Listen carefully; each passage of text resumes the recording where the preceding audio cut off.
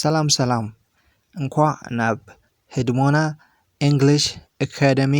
ብድሕን መጻኹም ሎሚ ኣብ 5 ደቂቃ ደይመልእ ቋንቋ እንግሊዝኛ ክትኽእሉ ክገብረኩም እየ ክሕግዘኩም እየ ምሳይ ጽንሑ ሎሚ ንመሃሮ ስለ is are እዩ is are ኩሎም ትፈልጥዎ ኢኹም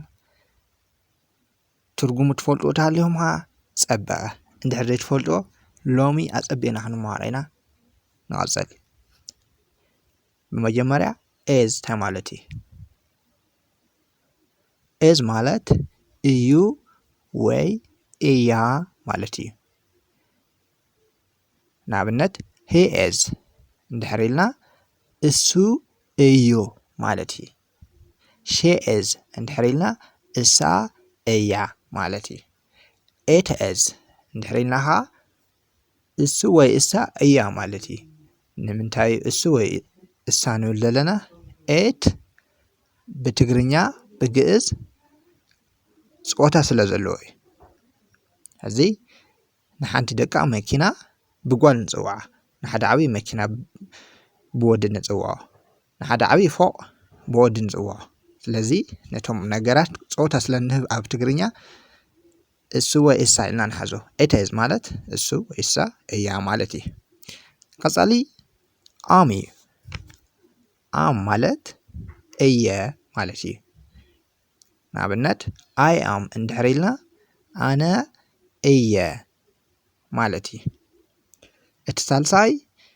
are እዩ are ማለት ኢኻ ኢኺ ኢና ወይ እዮም ማለት እዩ ንኣብነት you are እንድሕር ኢልና ንስኻ ኢኻ ወይ ንስኺ ኢኺ ማለት እዩ we are እንድሕር ኢልና ንሕና ኢና ማለት እዩ they are እንድሕር ኢልና ንሳቶም እዮም ማለት እዩ you ብትግርኛ ብዙሕ ትርጉም እዩ ዘለዎ ብቐጻሊ ብዙሕ ዝሰፍሐ ኣብነት ስለ ንሪኦ ንቐጽል ሕዚ ናብ ኣብነታት ምስራሕ ንእትዎ ብመን ንጀምር am እንታይ ማለት ኢልና እየ ስለዚ ኣብነት ክንርኢ ከለና I am tall ኣነ ነዊሕ እየ I am tall ኣነ ነዊሕ እየ I am not tall ኣነ ነዊሕ ኣይኮንኩን I am ሓበሻ ኣነ ሓበሻ እየ ሓበሻ እንድሕር ደይኮንካ I am not ሓበሻ ትብል ማለት እዩ ተኻልኣይ is እዩ she is tall ንሳ ነዋሕ እያ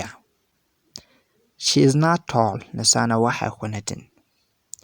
he is not ሓበሻ እሱ ሓበሻ ኣይኮነን it is not easy ቀሊል ኣይኮነን it is easy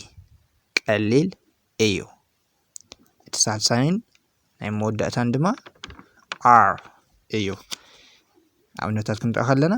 you are liar ንስኻ ሓሳዊ ኢኻ ወይ ንስኺ ሓሳዊት ኢኺ we are ሓበሻ ንሕና ሓበሻ ኢና they are not ሓበሻ ሓበሻ ኣይኮኑን ስለዚ is am are እንጥቀም ከለና ናይ ምዃንን ዘይምዃንን እዩ እዚ ድማ ብእንግሊሽ verb to be ይበሃል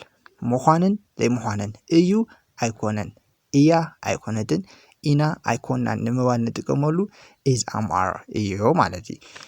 you ብትግርኛ እንታይ ማለት እዩ ሓደ ሰብ you ክብል ከሎ እንታይ ማለት እዩ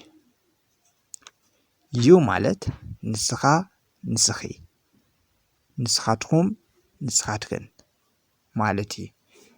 ኣብ ቅድሚኻ ዘሎ ዓብይ ንእሽተይ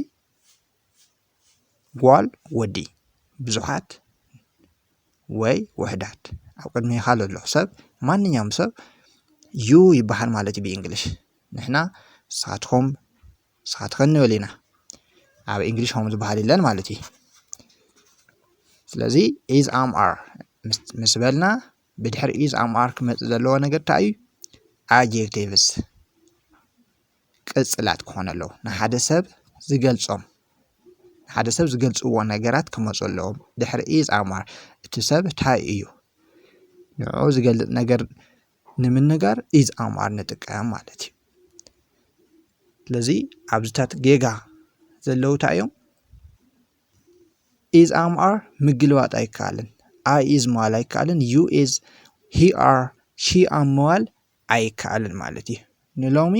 እዚ ነይሩ ብቐጻሊ ብሰፊሑ ክንመሃር ኢና ንሎሚ መዓልቲ share like subscribe ገበሩ